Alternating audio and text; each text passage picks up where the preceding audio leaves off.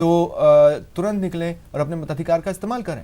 बिल्कुल। और जो वोट परसेंटेज क्या कुछ रहे हैं, चलिए हम वो भी आपको दिखाते हैं। हमारी सहयोगी नूपुर इस वक्त हमारे साथ न्यूज रूम से सीधे जुड़ रही हैं। जी बिल्कुल अभिषेक, लोकतंत्र के महापर्व की सुबह से ही हम अलग अलग लोकसभा क्षेत्रों से तस्वीरें दिखा रहे हैं कि किस तरह से मतदाता जागरूकता के साथ बखूबी अपनी जिम्मेदारी को समझते हुए मतदान करने पहुंच रहे। और अब तक के 11 बजे तक के वोटिंग परसेंटेज की बात की जाए तो करीब 30% मतदान जो है अब तक कर रहा है। सबसे पहले बीकानेर सीट की बात कर लेते हैं। दूसरे चरण के लिए जिन 3 सीटों पर सबकी निगाहें टिकी हुई है, उनमें सबसे प्रमुख जयपुर ग्रामीण, नागौर और बीकानेर भी उनमें से एक है, क्योंकि यहाँ पर 2 भाइयों के बीच में ही रोमांचक मुकाबला देखने को मिल रहा है। तो बीकानेर में अब तक का 11 बजे तक का जो मतदान प्रतिशत रहा है वो 27% रहा है। और चूरू की बात कर ले तो वहां पर 11 बजे तक का 30% मतदान प्रतिशत रहा है। और तीसरी लोकसभा सीट की बात की जाए झुंझुनू, जहां पर संतोष अहलावत का जो टिकट है वो काट दिया गया है, वहां पर 27% अब तक का मतदान प्रतिशत रहा।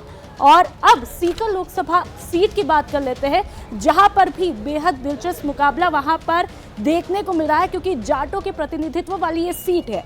यहां पर अब तक का 11 बजे तक का जो मतदान प्रतिशत है वो 30% रहा है। और अब सबसे प्रमुख सीट जयपुर ग्रामीण की बात कर लेते हैं। क्यों? क्योंकि यहाँ पर 2 ओलंपियन के बीच में पॉलिटिकल मैच देखने को मिल रहा है। एक तरफ बीजेपी के प्रत्याशी राज्यवर्धन सिंह राठौड़ है, तो दूसरी तरफ उनको टक्कर देने के लिए कृष्णा पूनिया यहाँ पर ताल ठोक रही है। तो वहाँ पर अब तक का जो वोटिंग परसेंटेज रहा है वो 28% रहा है।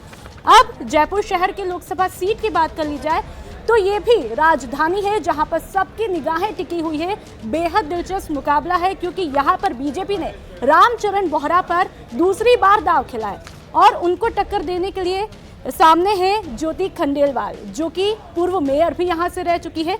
तो यहां पर अब तक का वोटिंग परसेंटेज जो रहा है वो 28% रहा। और अब बात कर लेते हैं अलवर लोकसभा सीट की। ये भी बेहद दिलचस्प मुकाबले वाली सीट है, क्योंकि 2014 को जब हम देखते हैं तो मोदी लहर में बीजेपी ने 25 की 25 सीटें यहां पर जीती। लेकिन जब इस सीट पर उपचुनाव होते हैं 2018 में, तो यहां पर कांग्रेस जीतती है। तो ये देखने वाली बात होगी कि 23 मई को नतीजे क्या कुछ रहते हैं। लेकिन फिलहाल वोटिंग परसेंटेज की हम बात करें तो 11 बजे तक का अब तक का voting percentage Alwar Lok Sabha seat का 29% रहा है।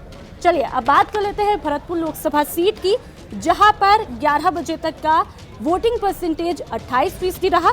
और अब करौली धौलपुर सीट की बात करें तो यहां पर भी बेहद दिलचस्प मुकाबला है और यहां पर अब तक का मतदान प्रतिशत 26% रहा है।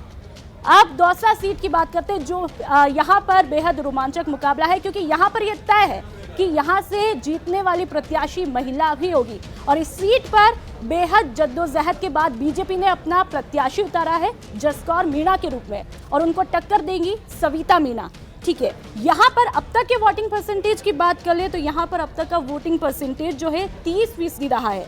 और अब बेहद खास सीट जिस पर सबकी निगाहें टिकी हुई है दूसरे चरण के लिए, नागौर सीट की बात कर लेते हैं, जो कि यहाँ पर आरएलपी के प्रत्याशी हनुमान बेनीवाल ने गठबंधन किया है बीजेपी से, और उनके सामने है ज्योति मिर्धा, जिसका इस सीट पर मिर्धा परिवार का बहुत ही लंबे समय से वर्चस्व रहा है।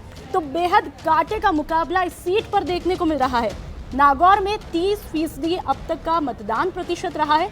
और आखिरी सीट श्री गंगानगर की बात कर ली जाए तो अब तक का वोटिंग परसेंटेज यहाँ पर 30% रहा है। अभिषेक, इन तमाम अपडेट्स के लिए तो वोटिंग परसेंटेज क्या कुछ रहे हैं वो हमारी सहयोगी नूपुर ने बताया। लगातार ये कवरेज यूं ही